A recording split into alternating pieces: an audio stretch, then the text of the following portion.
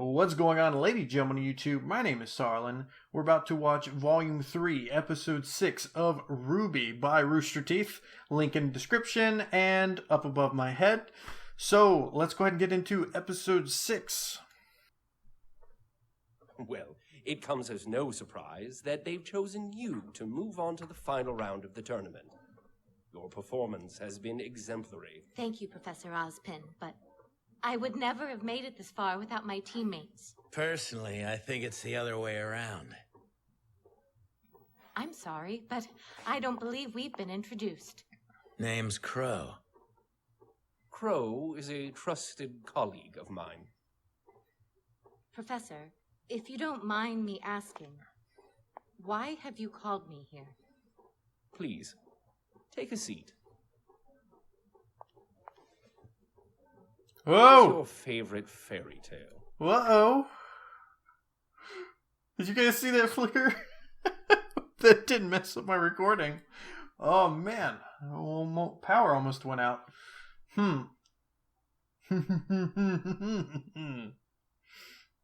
Okay.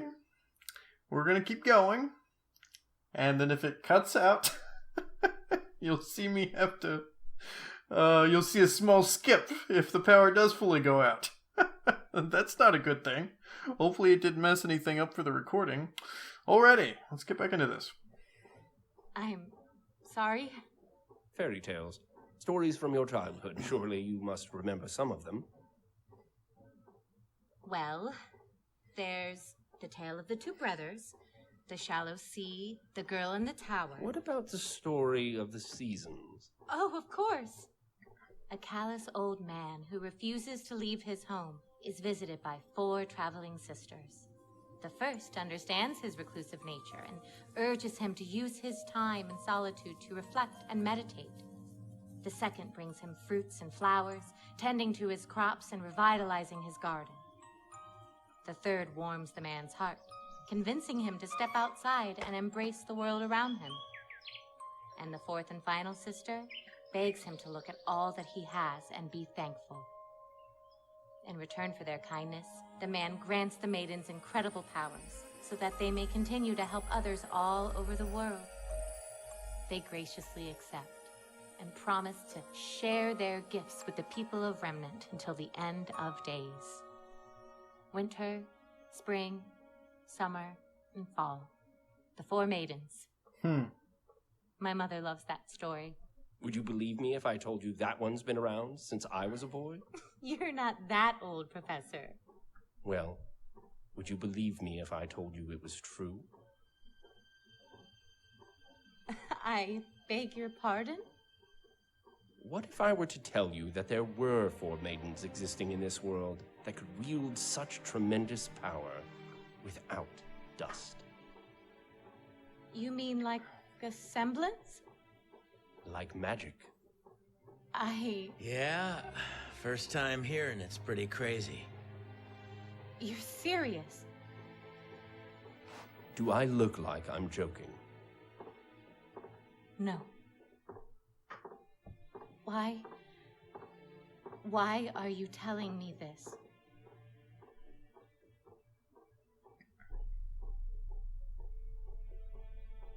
We are telling you, Pyrrhanikos, because we believe that you are next in line to receive the Fall Maiden's powers. We? Okay. Sorry we're late. Wait. What is this? Who are you? You know who we are.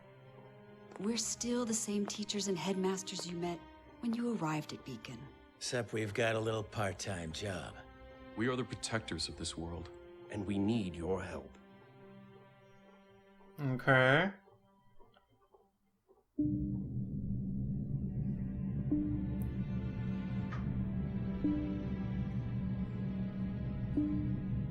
Where are we going? The vault, under the school.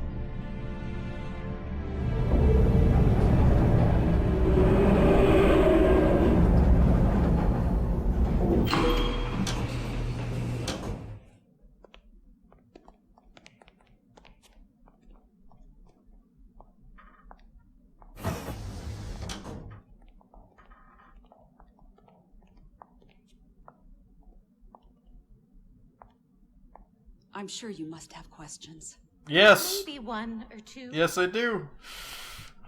I still don't understand. You said I was next in line to receive the Maiden's power. What do you mean by that? The Maidens have existed for thousands of years. But much like in nature, the seasons change. No two summers are alike. When a maiden dies, her power leaves her body and seeks out a new host, ensuring that the seasons are never lost and that no individual can hold on to the power forever. So, how does the power choose? Through a series of stupid and convoluted rules. Crow. Hey, don't get mad because I'm right.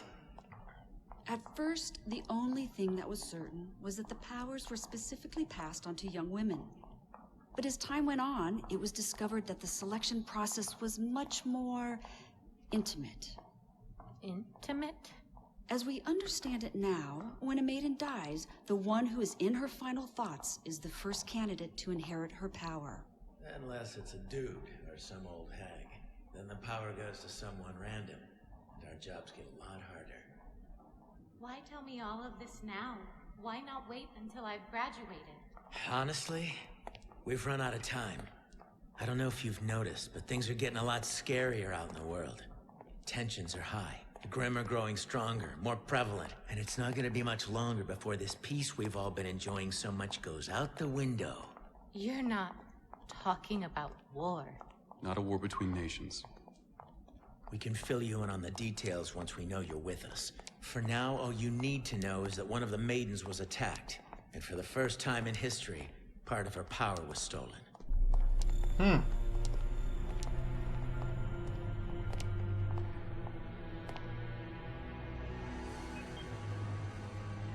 Is that... The current Fall Maiden, Amber. she's still alive? For now.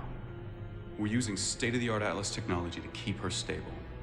But there is a lot about this situation that is unprecedented. What do you mean? Well, we don't know what will happen when she passes. Won't her power just transfer to the next host? Look who's been listening. She is smart. Under normal circumstances, yes. But this is a delicate situation. It's not uncommon for the last thoughts of the slain to be of their attacker. And to make matters worse, no one's ever seen the power split like this before. For all we know, it will seek out its other half. Her assailant. And that would not bode well for any of us.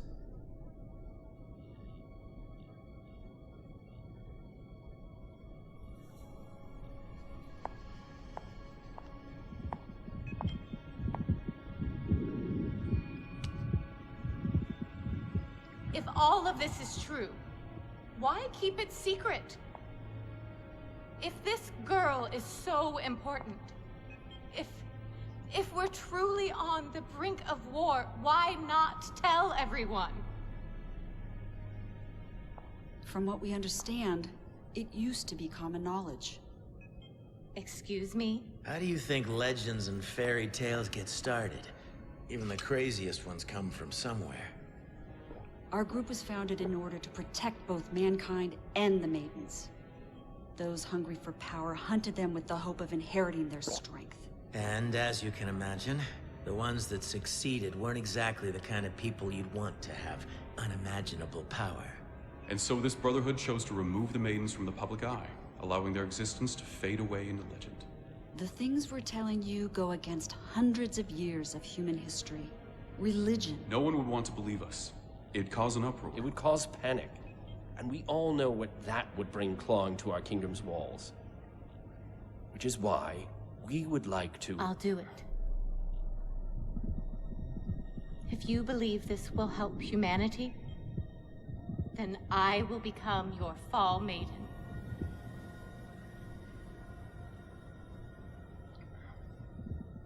That's what you wanted, isn't it? It is. But I'm afraid it's not that simple. Given Amber's condition, you won't be able to inherit her power naturally. However, General Ironwood believes he has a solution.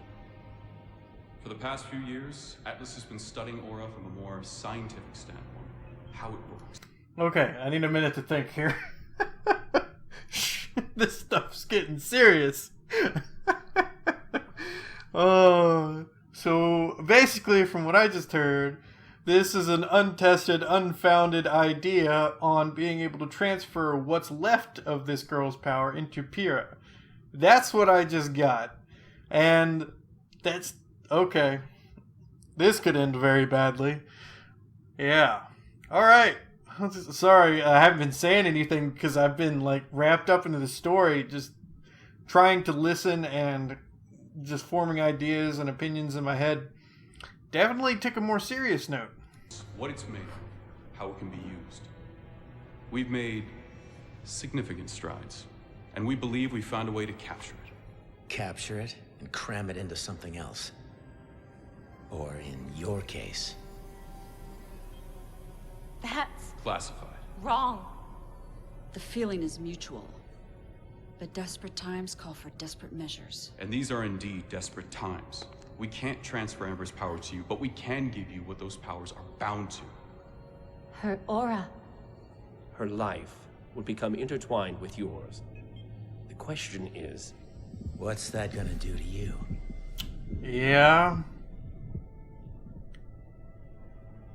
You have an important decision before you, Ms. Nikos. There's no guarantee this transfer will work. And there's no telling if you will be the same person if it does. I advise you to take time to think on this matter. Don't... But understand, she'll do it, before the Vital too. Festival is over, we will need your answer.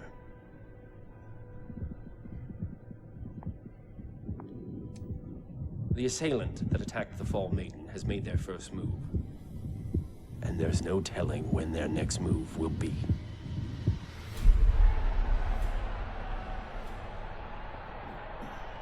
Now for the moment you've all been waiting for, the one-on-one finals!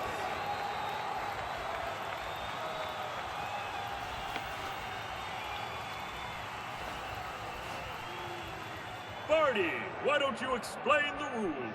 It's quite simple, Peter. Instead of a bracket system, each round of the finals will be randomly determined immediately before the match takes place. Much like any good hunt, there will be 0 time to prepare. Yes. Now let's see who our first match will be.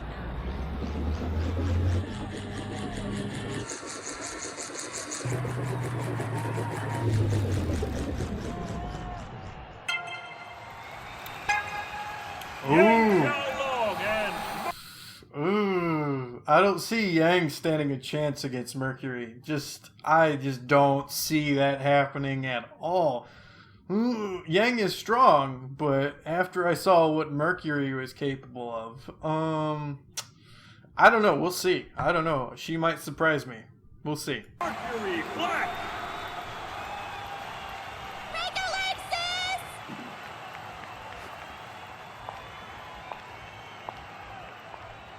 Would all other combatants please leave the stage?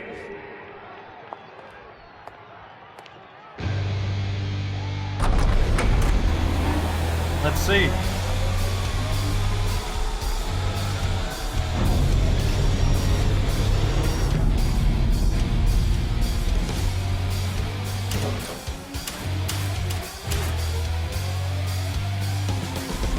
You better not go. I don't know why with the stage and everything, the way it's set up.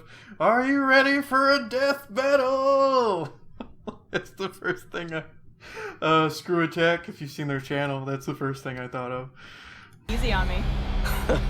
You wish.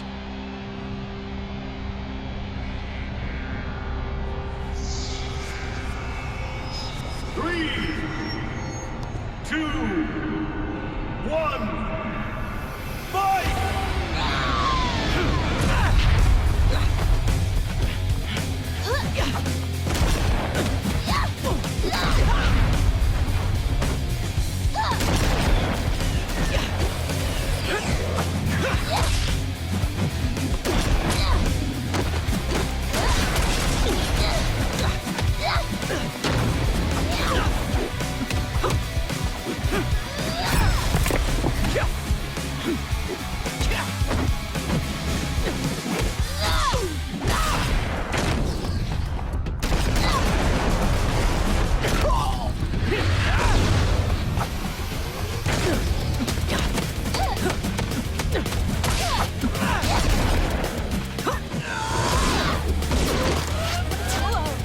You know, Mercury's actual style kind of reminds me of Rock Lee from Naruto.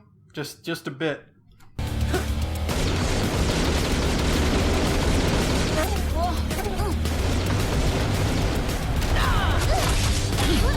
Like, that wasn't too far off from Guy Sensei's Peacock of Fury, but he's doing it with, like, everything, his fist, and I guess a mixture of his feet, too, from the animations. I mean, there's a lot more of it, but it's interesting. It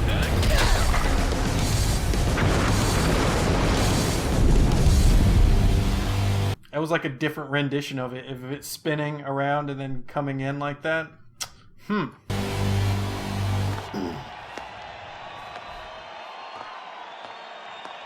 I don't think that ended.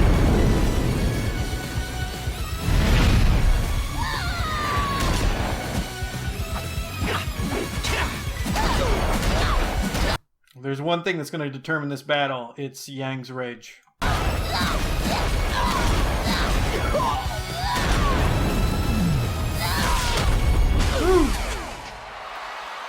a way to kick off the finals!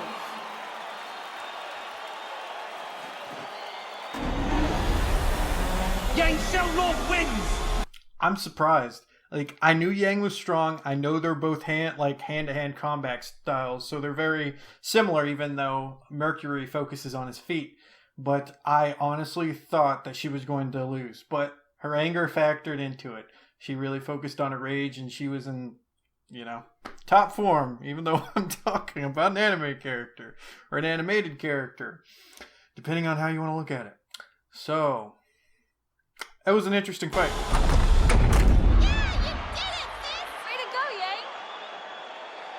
Better luck next time. There's not going to be a next time, Blondie.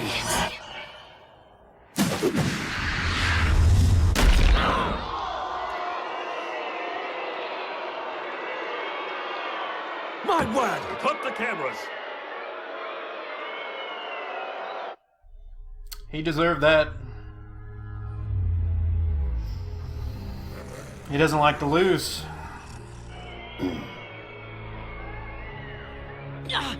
My leg! My leg! That's what you get, you little... Huh?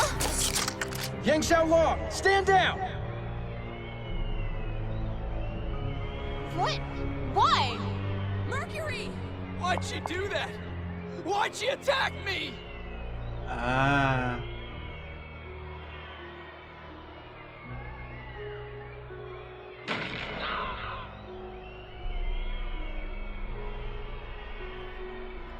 Did that on purpose. Part of the plan, I see. My bad. Take everything I said back.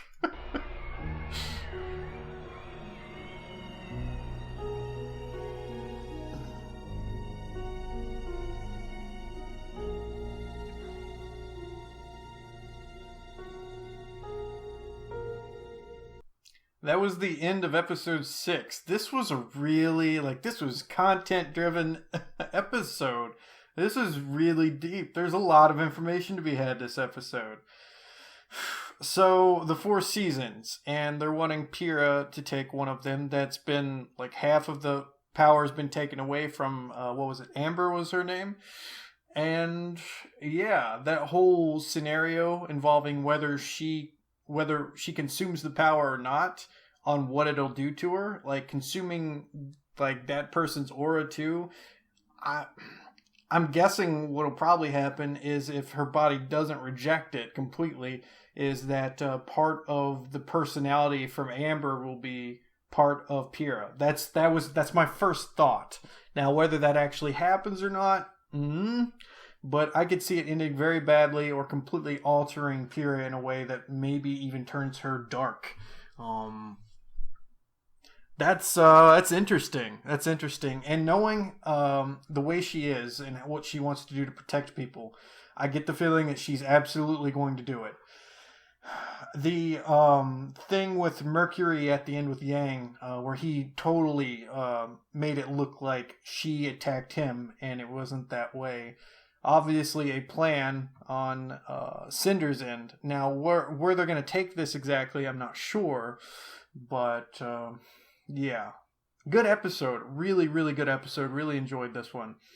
I need to go ahead and watch the next World Remnant trailer because I forgot to do that. So we're going to do that next, and I will have that up in a link above. And then after that, we will get into episode 7 because I really need to see what happens next.